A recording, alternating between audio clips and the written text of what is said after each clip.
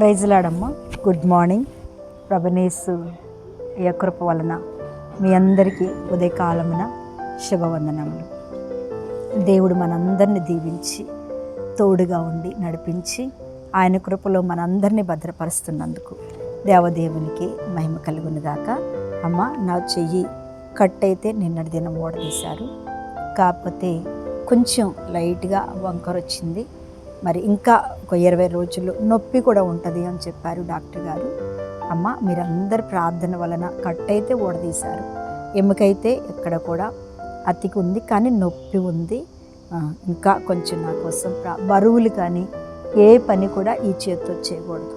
Pink కట్టేశారు. దేవునికి మహిమ కలుగునుగాక. దేవునికి స్తోత్రం. డాక్టర్ గారు కూడా నేను ఒక మంచి సేవకురాలను అని తెలుసుకొని ఆయన నాతో చెప్పారు, అమ్మ నీవు మంచి సేవకురాలివి, పాస్టర్ అమ్మ గారివి, కాబట్టి నేను నీకు తీసేస్తున్నాను. నువ్వు జాగ్రత్తగా చూసుకో నీ చేతిని, నీవు చక్కగా దేవుని పని చెయ్యి అని చెప్పడం కూడా జరిగింది. అలా చెప్పడం కూడా అది దేవుని కృప. ఆమేన్, హల్లెలూయా. మన ఎడల దేవుడు ఎవరికైనా మంచినే కలగజేస్తాడు కదండి. చెడెప్పుడు ఎవరికీ కలగచేయడు. మనం మంచిగా దేవునిలో ఉన్నప్పుడు అందరూ మనల్ని గౌరవిస్తారు. అది కేవలం దేవుని యొక్క కృప మాత్రమే.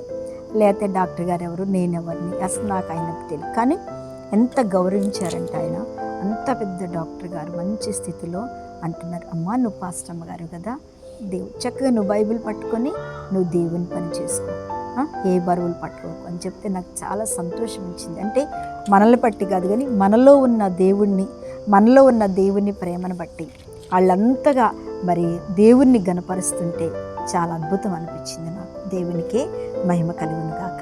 ఆమేన్, హల్లెలూయా.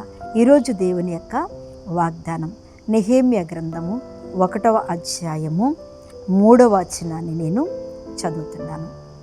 వారు చెరపట్టబడిన వారిలో శేషించిన వారు ఆ దేశములో బహుగా శ్రమను నిందను పొందుచున్నారు, మరియు యెరూషలేము యొక్క ప్రాకారము పడద్రోయబడినది, దాని గుమ్మములు అగ్ని చేత కాల్చబడినవి అని నాతో చెప్పారు. నెహెమ్యా చక్కటి మాటలు చెప్తున్నాడు.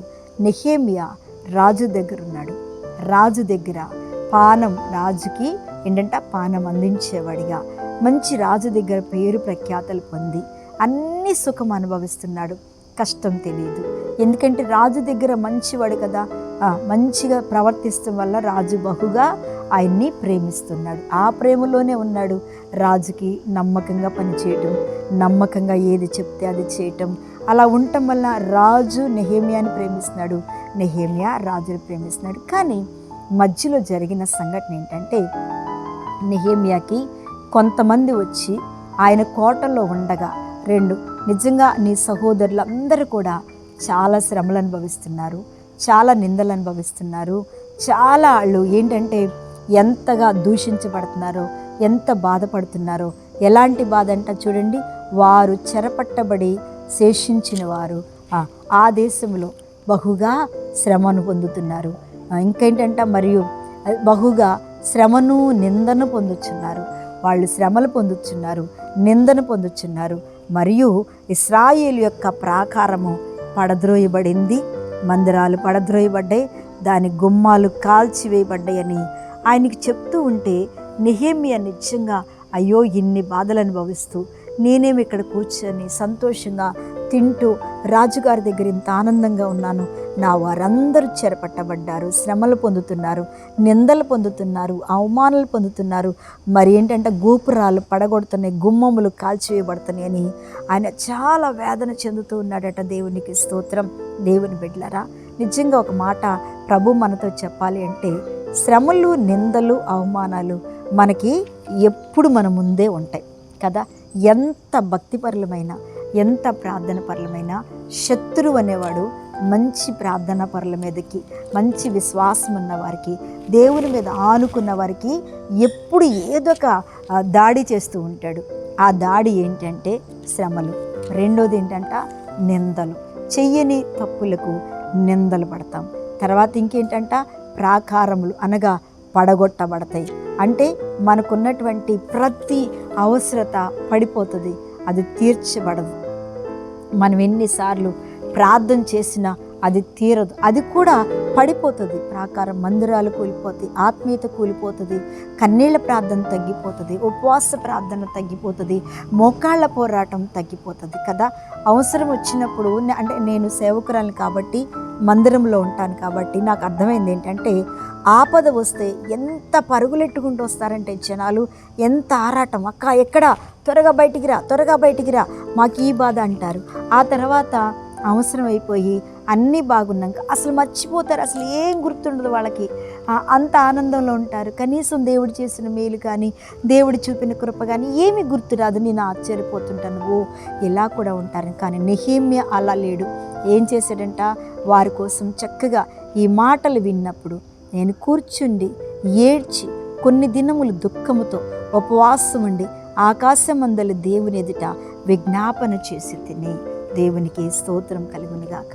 ఇన్ని వచ్చినప్పుడు మన కోసం సేవకులు ప్రార్థిస్తారు, మన కోసం కుటుంబీకులు ప్రార్థిస్తారు, మనలో ఇంట్లో ఉన్న వారొక్కరు బలంగా ఉపవాసం ఉంటారు, విజ్ఞాపన ప్రార్థన చేస్తారు, దేవుని వైపు చూస్తారు, దేవుని దగ్గర ఏడుస్తారు.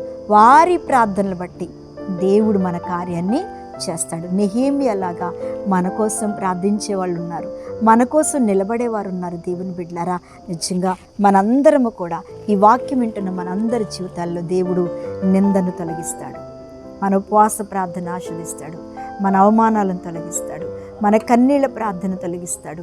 మన మంచి మన ముందు నడుస్తుంది, నీ ప్రార్థన నీ ముందు నడుస్తుంది, నీ విశ్వాసం నీ ముందు నడుస్తుంది, నీ నిరీక్షణ నీ ముందు నడుస్తుంది. ఆమేన్.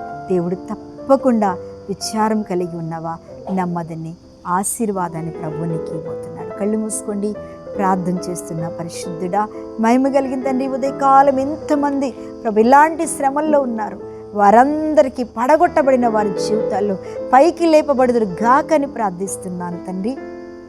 వారి ఉపవాస ప్రార్థనలు, వారి కన్నీళ్ల ప్రార్థనలు అన్నీ ఆశీర్వాదములుగా మారునుగా కని ప్రార్థిస్తూ ఈ దినమంతా తోడుగా నీడగా ఉండి ప్రతి విషయంలో వారు ముందు నడుస్తూ నడిపించి మీరు మహిమ పొందుకుని, ఏ పని నిమిత్తం వెళ్తున్నావో ఆ పనికి నీ దేవుడు ముందు నడుస్తూ నిన్ను నడిపిస్తున్నందుకు వందనాలు చెల్లిస్తూ యేసు నామమున అడుగుచున్నాను తండ్రి.